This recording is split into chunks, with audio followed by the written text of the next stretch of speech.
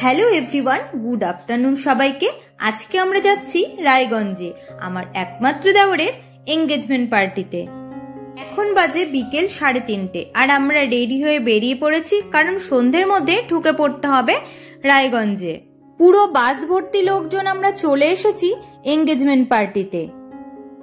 আমরাই ফার্স্ট এলাম, আর কোনো লোকজন এখনো আসেনি। আর দেখো এখানে সবকিছু ডেকোরেশন করা চলছে। চলো এবারে ভেতরে গিয়ে তোমাদের দেখাই। ঢুকতে দেখছি পিসি, বাবা, মা সবাই এখানে এসে বসে পড়েছে। এরা ছাড়া এখনো কোনো লোকজন আর এসে পৌঁছায়নি। আর স্টেজটা একবার দেখে নাও কিরকম ডেকোরেশন করেছে। দেওরের এঙ্গেজমেন্ট পার্টি বলে কথা, একটু তো সাজগোজ করতেই হবে। আমি আর পেখম এইরকম সেজেছি। এটা মেয়ে দিদি।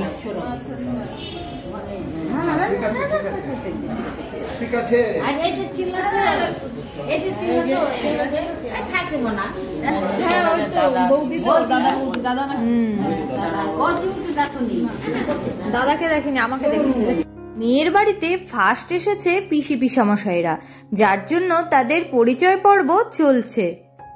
সবার পরিচয় পর্ব চলুক, আর আমরা এদিকে একটু ফটো তুলে নিই, কারণ কিছুক্ষণ পরে চলে আসবে এঙ্গেজমেন্টের লোকজন। যতক্ষণ ফাঁকা রয়েছে ততক্ষণে কিছু ফটো তো তুলে নিই। এটা হলো আমার ননদ, যে দেওরের এঙ্গেজমেন্ট পার্টিতে এসেছে তার বোন।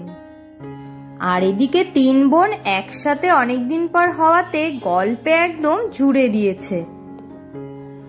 এদিকে আবার রায়গঞ্জে আমার মামা শ্বশুরের বাড়ি। অনুপম আবার ফোন করেছিল ওর ভাইকে, আর খবর পেয়েই চলে এসেছে আমার দেওর আমাদের সাথে দেখা করতে। আর যা হয়, দেখা করতে এসে নিয়ে চলে এসেছে একটা ভালো মোমোর দোকানে। এখানে নাকি ভীষণ ভালো মোমো বানায়, তাই সেই মোমোর দোকানে চলে এসেছি মোমো খেতে। এই যে আমার সেই দেওর, বড় মামা শ্বশুরের বড় ছেলে। মাটন মোমো খাচ্ছিলাম, ভীষণ টেস্টি ছিল। আর তারপরে তো স্যুপ, এগুলো চলছিল। মোমোর দোকানটার নাম তোমরা একবার দেখে নাও, যদি এখানে এসে থাকো একবার মোমো টেস্ট করে যেও। ওই 2 দিন মনে হয় কি ওরা বাইরে থেকে বেরোই না, হয়তো শুধু ঘুমায়। আমি যে এই কয়েকদিন 14 দিন ধরে ছিলাম,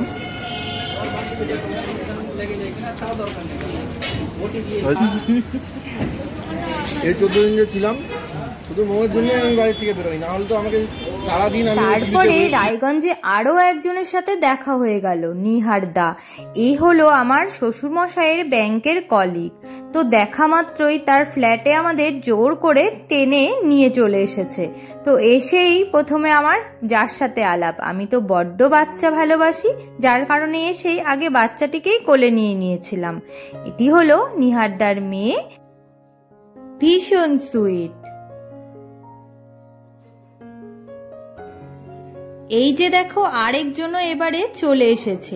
এই যে দেখো 2 বোনে একসঙ্গে খুব সুন্দর করে মজা করছে। এই যে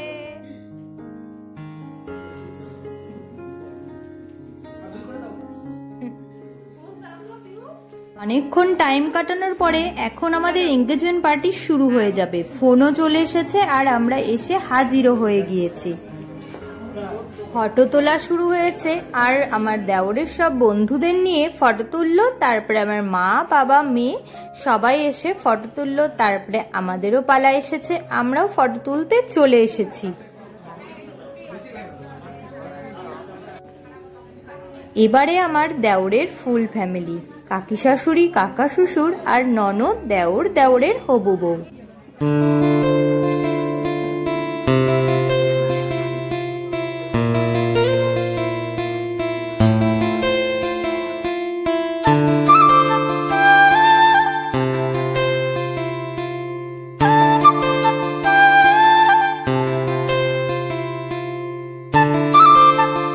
এখনো রিং সেরিমনি হয়নি, তার আগে একটু নাচ গানের প্রোগ্রাম হচ্ছিল।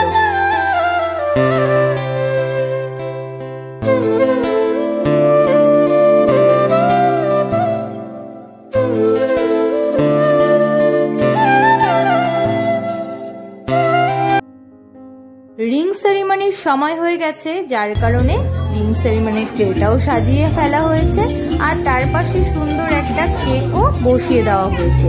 কেকটাকে জাস্ট দেখো, 2 থাকের কেক, তার মাঝে লাভের ভেতরে দেওর আর দেওরের হবু বউয়ের একটা ফটো দিয়ে বেশ সুন্দর ডেকোরেট করেছে।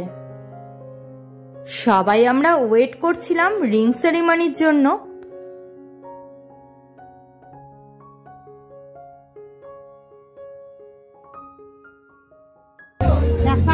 দেরি করতে পারবেন।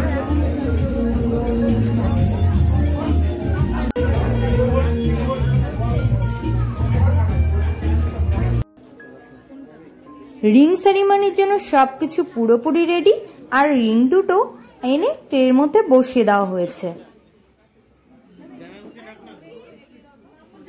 এটা হলো আমার দেওরের হবু বউয়ের দিদি আর ভাই। চলো এবারে রিং সেরিমনি শুরু করা যাক।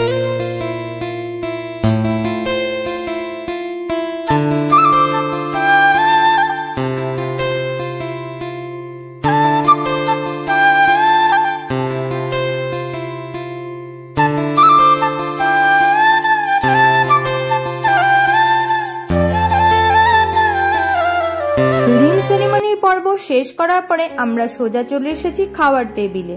আমাদের খাবারের মেনুতে কি কি ছিল এবারে দেখে নাও।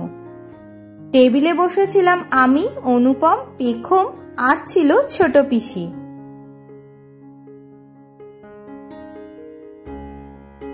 ছিল প্লেন রাইস, তার সঙ্গে ছিল ডাল আর ছিল তার সাথে সবজি আর দিয়েছিল মাছ ভাজা আর বেগুনি।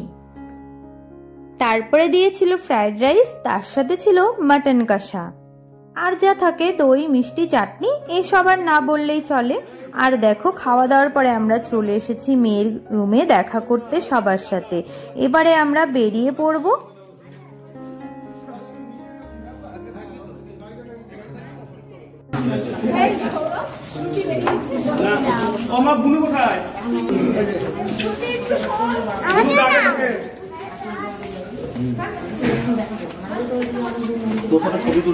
আমাদের অবস্থা একবার দেখো, ভীষণ ঠান্ডা লাগছিল। প্রায় 12টা বাজে রাত্রি আর দুজনে এক চাদরে মুড়িয়ে বসে রয়েছি ঠান্ডায়। তো রাত্রি প্রায় 12টা এখন বাজে, বাস আমাদের ছেড়ে দিয়েছে। তো আজকের মতো ব্লগটা এখানে শেষ করছি। আবারও একটি নতুন ব্লগে খুব শীঘ্রই দেখা হবে তোমাদের সাথে। ততক্ষণের জন্য বাই বাই।